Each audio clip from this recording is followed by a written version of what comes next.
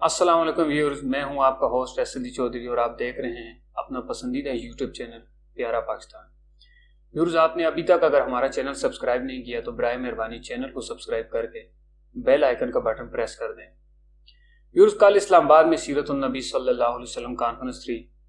ہمارے وزیر اعظم عمران خان صاحب نے وہاں پہ پرجوش خطاب کیا۔ گو کہ اس خطاب میں اور نبی کریم صلی اللہ علیہ وسلم کی شخصیت پہ، ان کی زندگی پہ بات ہونی تھی، وہاں پہ سیاسی گفتگو سے پرہیز کرنا چاہیے تھا، لیکن ہمارے عمران خان صاحب جنہیں غالباً بہت زیادہ بلکہ حد سے زیادہ بولنے کی بیماری ہے، اور شاید ان کی یہی ایک خوبی ہے کہ یہ صرف اچھا بول لیتے ہیں۔ بولنے کے علاوہ میرے خیال سے انہوں نے بطور وزیر اعظم اور اس کے علاوہ سیاست میں انہوں نے اور کوئی دوسرا کام نہیں کیا،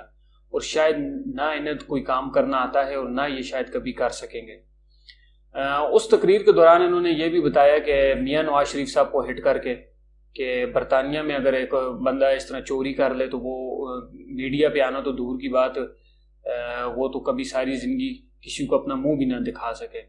یہ انہوں نے میاں نواز شریف صاحب کو ہٹ کیا۔ اس کے علاوہ جو سب سے اہم بات تھی، میاں عمران خان صاحب 2 دنوں سے مسلسل اپنی 2 تقریروں کے دوران وہ آرمی کو بھی بتا چکے ہیں کہ کس طرح ریاست مدینہ میں جرنلز کی پروموشن ہوتی تھی اور کس طرح جو ریاست مدینہ کا حاکم ہوتا تھا، حاکم وقت، وہ جب چاہتا تھا کسی بھی جرنل کو فارغ کر لیتا تھا۔ انہوں نے اپنے اس واقعے کے ریفرنس میں حضرت خالد بن ولید رضی اللہ تعالیٰ عنہ کا قصہ بھی سنایا کہ کس طرح بے تحاشا فتوحات کے باوجود بھی حضرت عمر رضی اللہ تعالیٰ عنہ نے مدینہ منورہ میں بیٹھ کے ایک ایگزیکٹو آرڈر کے ذریعے، اور بتایا کہ کس طرح سے مدینہ منورہ میں بیٹھ کے حضرت عمر رضی اللہ تعالیٰ عنہ ایک ایگزیکٹو آرڈر کے ذریعے حضرت خالد بن ولید کو معطل کر دیتے ہیں بطور سپہ سالار۔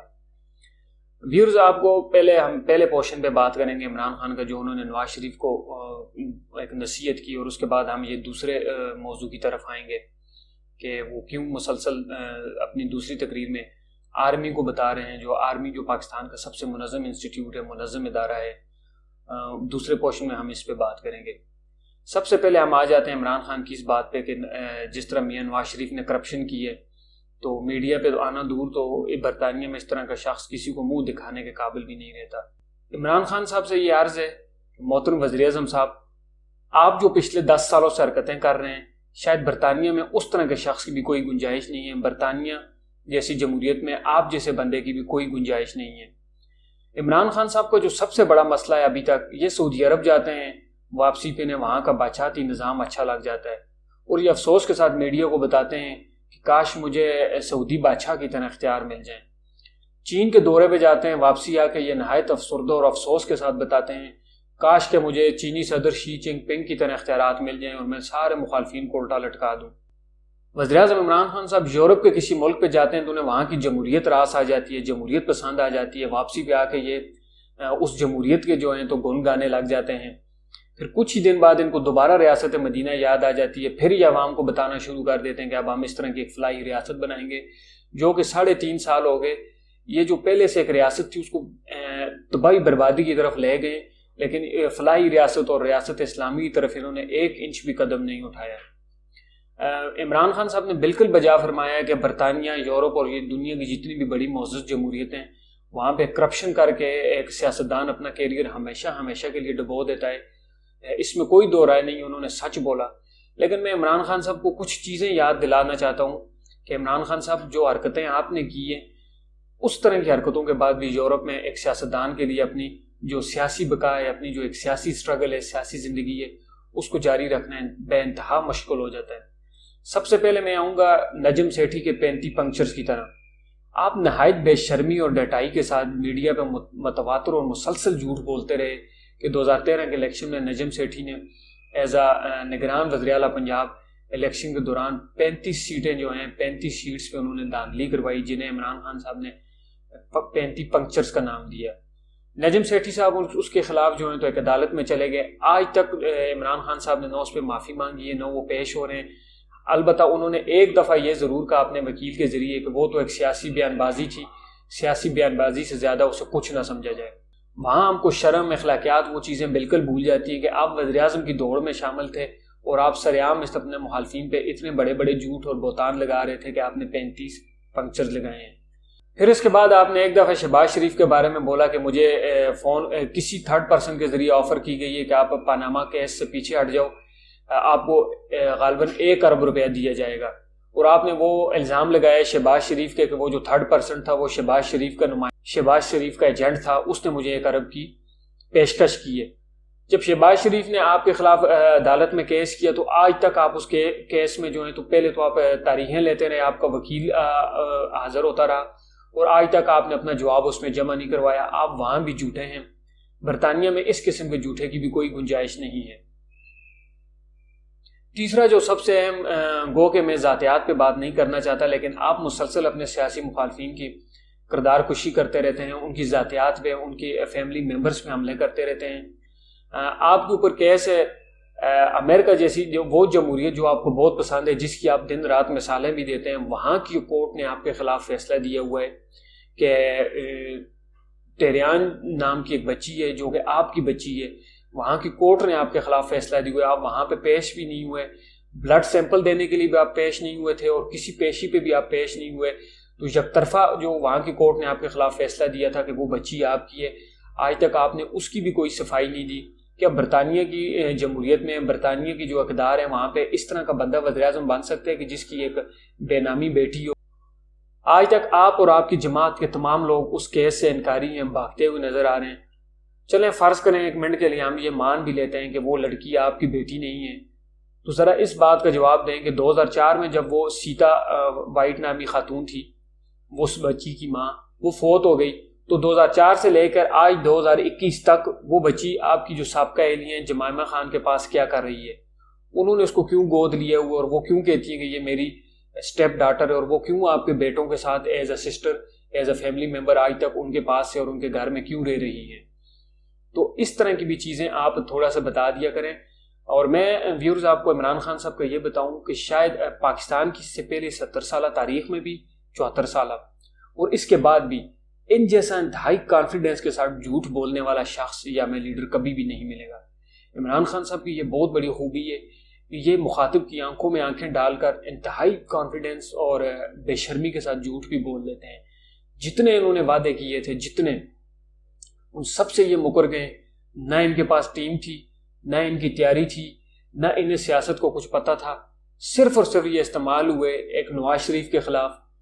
اسٹیبلشمنٹ کی لڑائی میں، یہ استعمال ہوئے نواز شریف جو ان کی راستے کا کانٹا تھا اسے باہر کرنے کے لیے یہ عوام سے مسلسل 6-7 سال جھوٹ بولتے رہے۔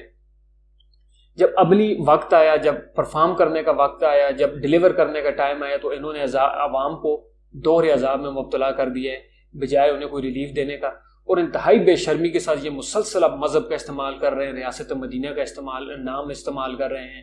جبکہ ان کی اپنی ساری زندگی آپ کو پتہ ہے جوانی میں انہیں پلے بوائے کہا جاتا تھا، اور ساری زندگی یہ کچھ عرصہ تک یہ بڑے فخر سے کہتے بھی رہے ہیں، اور جتنے بھی ان کے سکینڈلز ان کا ذکر بھی کرتے رہے ہیں۔ اب ہم آ جاتے ہیں دوسرے ٹاپک پہ جو انہوں نے آج 2 دفعہ انہوں نے اپنی تقریر میں ذکر کیا کہ کس طرح ریاست مدینہ کا جو حاکم ہے، لیڈر ہے، وہ فوجی جنرلز کے ساتھ ٹریٹ کرتا تھا، کس طرح ان کی پروموشنز کرتا تھا۔ تو ویورز میں آپ کو یہ بتاتا جاؤں، یہ عمران خان اتنا احسان فراموش ہے، میں چند آپ کو مثالیں بھی دوں گا اس کی احسان فراموشی کی تاکہ آپ کو یقین ہو جائے کہ جس بندے نے، آپ عمران خان کے کرکٹ کیریئر سے لے کے آج تک دیکھ لیں، جس انسان نے عمران خان کے ساتھ نیکی کی ہے، سب سے پہلے عمران خان نے اس کا گلا دبایا ہے۔ سب سے پہلے 1996 میں آپ آ جائیں، جن لوگوں نے عمران خان کے ساتھ مل کر جماعت بنائی تھی، انہیں سیاست سکھائی تھی، ان کی انگلی پکڑ کے کہ یہ سیاست کس طرح ہوتی ہے، سیاسی میدان کیا ہوتا ہے، بولنا کس طرح ہے، کرنا کیا ہے، وہ تمام لوگ آج آپ لسٹ نکال کے دیکھ لیں وہ کہاں ہیں۔ آپ حامد خان صاحب کو دیکھ لیں وہ کہاں ہیں، آپ جسٹس ریٹائرڈ وجی الدین کو دیکھ لیں وہ کہاں ہیں، آپ فوزیہ قصوری جیسی خاتون کو دیکھ لیں وہ کہاں ہیں، اور کافی سارے لوگ ہیں، وہ آج کہاں کھڑے ہیں، انہوں نے ان کے ساتھ کیا کیا ہے۔ آپ سیالکوٹ کے عمر بھاٹیں، آپ ان کا دیکھ لیجئے کہ انہوں نے 2013 اور 2018 کے الیکشن میں ان کے ساتھ کیا سلوک کیا عمران خان نے۔ وہ نوجوان جس نے اپنی ساری زندگی سب کچھ، اپنا بزنس، اپنی فیملی، سب کچھ عمران خان کے پیچھے برباد کیا، تو 2018 میں جب الیکشن میں ٹکٹ دینے کا وقت آیا تو عمران خان نے ان کے ساتھ کیا کیا، یہ بھی آپ دیکھ لیجئے گا۔ اس کے بعد میں آپ کو جو تازہ ایک اور مثال دوں گا، نعیم الحق صاحب، وہ 1996 کے بعد عمران خان کے ساتھ تھے، دن رات انہوں نے ایک کیا عمران خان کے لیے، وہ ٹی وی ٹاک شوز میں گالیاں دیتے تھے، گالیاں کھاتے تھے۔ ایک دفعہ انہوں نے live TV talk show میں اپنے سامنے پیپل پارٹی کے کوئی تھے، ان کو گلاس دے مارا، وہ ویڈیو اور فوٹیجز آپ آج بھی یوٹیوب پہ دیکھ لیتے ہیں۔ پھر وہ عمران خان کے ساتھ رہے اس تمام عرصے میں دھرنے میں، کراچی سے وہ مکمل شفٹ ہو گئے بنی گالا، یہیں ایک روم میں رہتے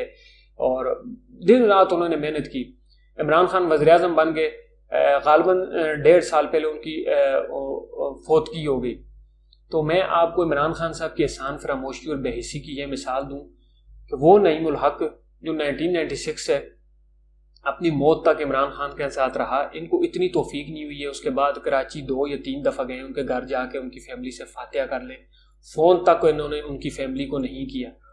اس کے بعد پھر آپ جہانگیر ترین کو دیکھ لیں کہ کس طرح اس شخص نے، ساری دنیا جانتی ہے کہ وہ کرپٹ تھا، پہلے بھی تھا، لیکن عمران خان صاحب کو تب نہیں پتا تھا جب دن رات دن میں 10 دفعہ ان کا ہیلی کاپٹر اڑتا تھا، انہی کے پیسے پہ پورا بنی گالا اور پوری پی ٹی آئی چلتی رہی، انہی کے پیسے پہ یہ تمام آزاد امیدوار آتے رہے، انہی کے پیسے پہ عمران خان ایک دن میں 3 جلسے کرتے تھے، انہی کے پیسے پہ یہ سارا میڈیا مینج ہوتا تھا۔ اس شخص کے ساتھ عمران خان نے وزیر اعظم بننے کے بعد کیا کیا؟ آپ لاہور کے عبدالعلیم خان کو دیکھ لیں، کس طرح اس شخص نے اپنا پیسہ دن رات ایک کر کے عمران خان پہ اور پی ٹی آئی پہ لگایا۔ آج وہ شخص کہاں ہے 1 سال جیل کاٹنے کے بعد؟ تو عمران خان صاحب کی یہ خوبی ہے کہ یہ اب سب سے پہلے اپنے موسم کا گلا دباتے ہیں، سب سے پہلے ان کے پاؤں کاٹتے ہیں۔ اب میں آ جاتا ہوں کہ انہوں نے آرمی کی طرف، جو آرمی جنرلز کو بتایا، عمران خان صاحب یہ شاید یہ بھول گئے، جو آج تک ان کی انتہائی بدترین پرفارمنس کے باوجود یہ حکومت ٹکی ہوئی ہے، تو صرف اور صرف ان لوگوں کی وجہ سے، ان جرنلز کی وجہ ہے جو اب ان کو برے لگنے لگ گئے۔ اب یہ ان کا بھی جو ہے نا، اپنے جو اس سے پہلے سویلین تھے ان کی طرح ان جرنلز کو بھی یہ جو ہے نا بالکل کھڈے لائن لگانے کے چکر میں خان صاحب یہ بھول گئے کہ انہی جرنلز کے بلبوتے پہ آج کی یہ انتہائی آپ کی بدترین پرفارمنس والی حکومت قائم و دائم ہے۔ عمران خان صاحب کا ویورز اگلا پلان یہ ہے کہ جنرل باجوہ صاحب میں نے ان کو ایکسٹینشن دی، وہ ایکسٹینشن دراصل انہوں نے اپنی حکومت کو دی تھی کہ وہ 2022 تک مجھے لے جائیں گے، لیکن 2023 کا الیکشن ہوگا، وہ مجھے دوسرے موصوف ہیں، دوسرے صاحب ہیں، ڈی جی صاحب، وہ اسی سیٹ پہ برقرار رہیں اور مجھے ہر حال میں، بھلے میں ڈالر کو 200 پہ لے جاؤں، میں کوکنگ آئل کو جو ہے 500 پہ لے جاؤں، میں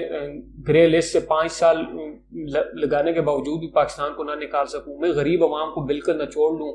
میں 1 میگا واٹ بجلی نہ پیدا کروں، میرے وزیر مشیر تمام کرپشن کرتے رہیں، لگاتار کرتے رہیں، میں میڈیا کو کنٹرول کروں،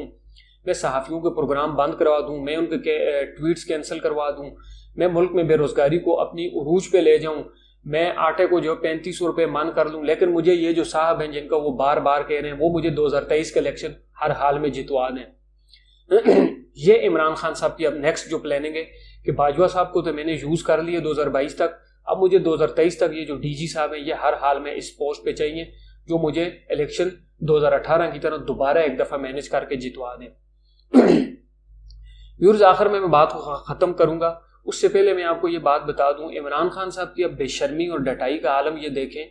کہ وہ نواز شریف جن کے خلاف، جن کی کرپشن پہ اور جن کو جیل میں ڈالنے کا بول کے جس مینڈیٹ پہ انہوں نے عوام سے ووٹ لیے تھے، عوام کو بیوقوف بنایا تھا، انہی کی حکومت میں، انہی کی گورنمنٹ کی طرف سے دیے ہوئے ریڈ کارپٹ پہ چل کر وہ باہر گئے، بجائے اس پہ وہ قوم سے معافی،